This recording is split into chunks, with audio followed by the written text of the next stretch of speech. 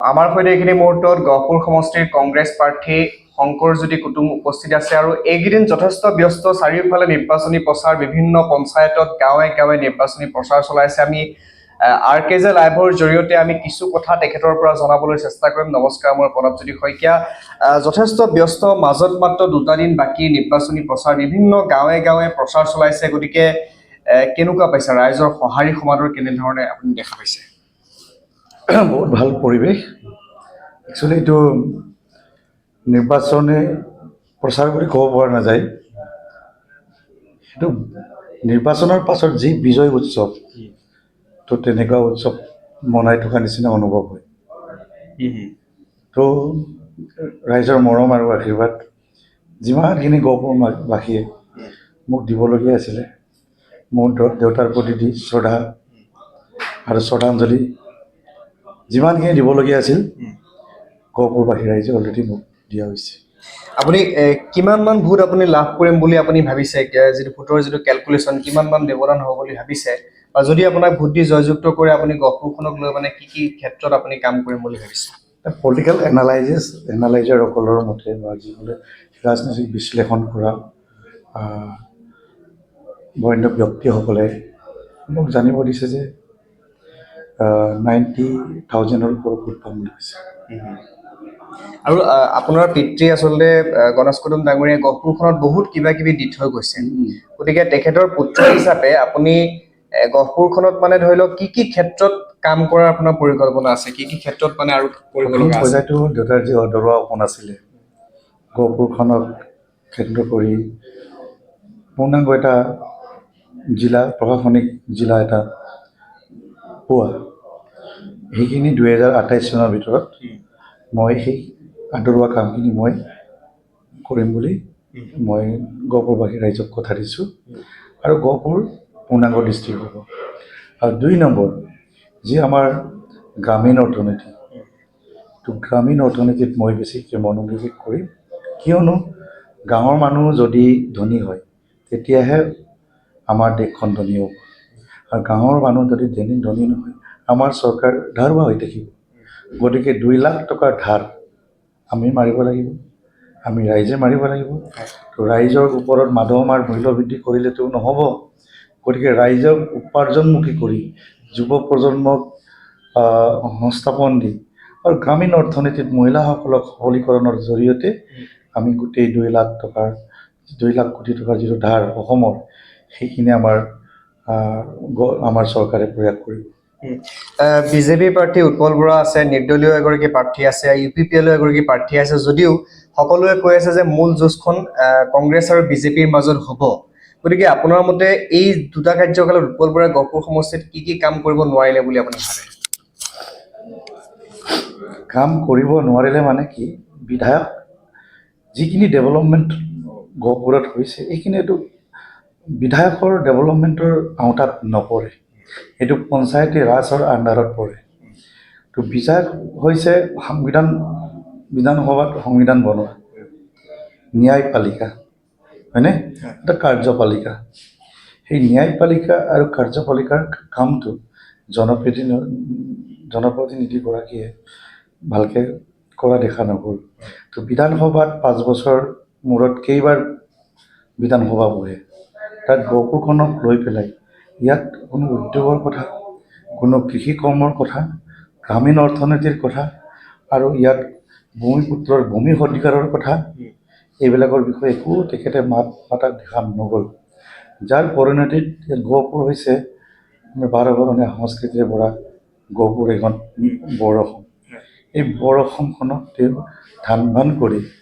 এটা বৈষম্যমূলক আচৰণে তেখেতে প্ৰতিনিধি হিচাপে 10 বছৰ আজি সমাপ্ত কৰিলে তেখেতে পৰিত্ৰাণ বিচাৰে গহপুৰবাসী ৰাইজে স্বাভিমানী বিধায়ক এজন বিচাৰিছে যাৰ পৰিণতিত আজি গহপুৰবাসী ৰাইজে এই গহপুৰৰ যিটো ঐতিহ্য ৰক্ষা কৰিবৰ কাৰণে মোক আজি আশীৰ্বাদ দিবলৈ ওলাইছে আপোনাৰ ফালৰ পৰা গহপুৰ সমষ্টিৰ ৰাইজৰ কাৰণে কিবা নিৰ্বাচনী কিবা ধৰি লওক আপুনি জয়লাভ কৰিলে প্ৰতিশ্ৰুতি কিবা থাকিব নেকি কেনেকুৱা ক্ষেত্ৰত ধৰি লওক আমাৰ দলে অলৰেডি 5টা গ্যাৰাণ্টি দি প্ৰতিশ্ৰুতি দিছে 5টা প্ৰতিশ্ৰুতি এক নম্বৰ হ'ল মহিলাৰ যিটো সবলীকৰণৰ কাৰণে মহিলা গাঁৱৰ মহিলাই প্ৰতিগৰাকী মহিলাই যাতে নিজৰ ভৰিৰ ওপৰত থিয় দিব পাৰে বেপাৰ বাণিজ্য ব্যৱসায় মাধ্যমেৰে নিজৰ পৰিয়াল আৰু আন আৰু দুই তিনিটা পৰিয়াল চলাব পাৰে গতিকে গাঁৱৰ মহিলাই যদি অৰ্থনৈতিকভাৱে স্বাৱলম্বিত নহয় তো দেশখন কোনো পৰি হয়নে দুখীয়া হৈ যাব গতিকে মেইন গুৰি ধৰোঁতা হ'ল মাতৃ সেই মাতৃসকলক মাহেকত 50,000 টকাকৈ আমাৰ চৰকাৰে দিয়াৰ প্ৰতিশ্ৰুতি দিছে আৰু বৃদ্ধসকলৰ যি বৃদ্ধ পেঞ্চন 1,225 টকা কৰি দিয়াৰ আমাৰ প্ৰতিশ্ৰুতি দিছে আৰু যি অৰুণোদয়ৰ নামত 1,250 টকা দি মহিলাসকলৰ ওপৰত যি দমনমূলক এটলাৰিয়াখন বিজেপি চৰকাৰখনে কৰিলে সেইকাৰণে কৈছোঁ যে 1,250 টকা দি বাধ্যবাধকতা কৰিছিল যে প্ৰত্যেক দেওবাৰে কাম বন এৰি হ'লেও ঘৰত ল'ৰা ছোৱালী এৰি হ'লেও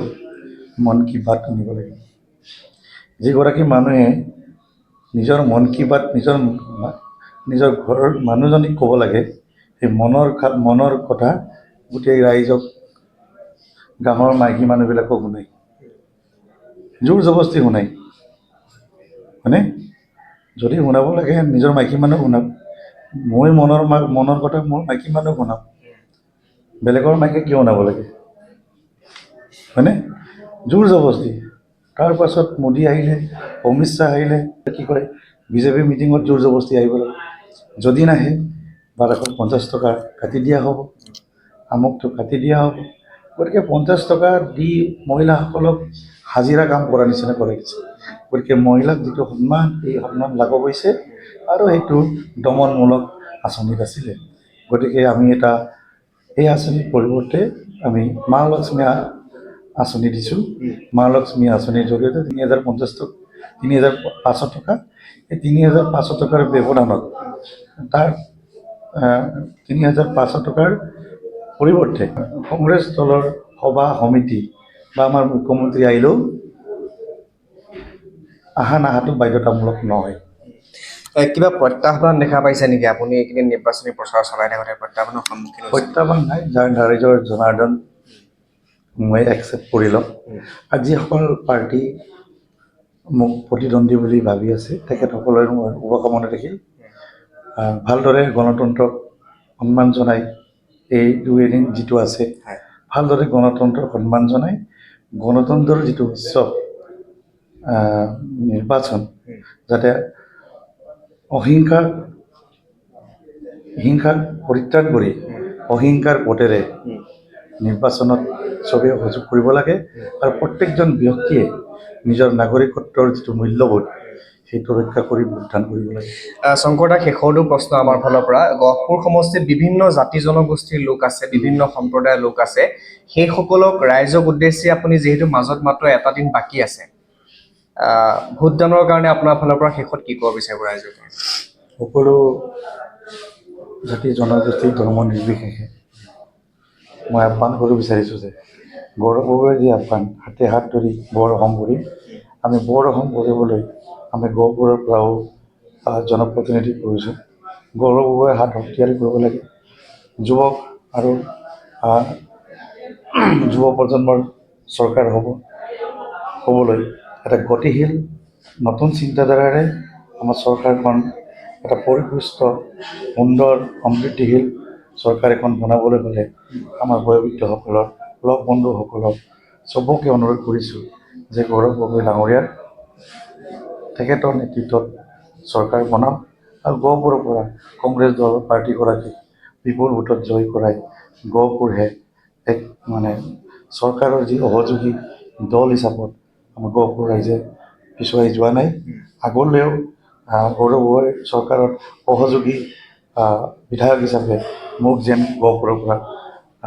বিজয় সাব্যস্ত কৰি দিয়ে যিহেতু আমাৰ গহপুৰ বিভিন্ন জাতি জনগোষ্ঠী ধৰ্মাৱলম্বীৰে বৰাগত গহপুৰ এটা ঐতিহাসিক গহপুৰ ইয়াতে বসবাস কৰি আছে এটা মিনি আছাম এটা ক্ষুদ্ৰ অসম গহপুৰখন মিচিং বড়ো কাৰ্বি দেউৰী কোচ, কলিতা, মৰাণ, মটক, গোৰ্খা আৰু বিভিন্ন ধৰ্মাৱলম্বী। গতিকে বৰ অসমখন আমাৰ গহপুৰত আছে। গতিকে এই বৰ অসমখন যাতে অটুট থাকক। 10 বছৰে আমি ধৰ্মৰ নামত, জাতিৰ নামত যিবোৰ সমূহ হ'ল বিজেপি চৰকাৰৰ দিনত, যাতে গৌৰৱৰ নেতৃত্বত এটা আমি বৰ অসম গঢ়াত আমি গহপুৰবাসী ৰাইজে যাতে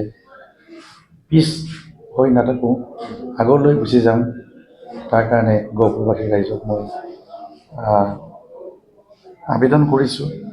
অনুৰোধ কৰিছোঁ যে 26ৰ যি অসম চৰকাৰ হ'ব, কংগ্ৰেছ চৰকাৰ হ'ব, গৌৰৱৰ নেতৃত্বত হ'ব, আৰু অসহযোগী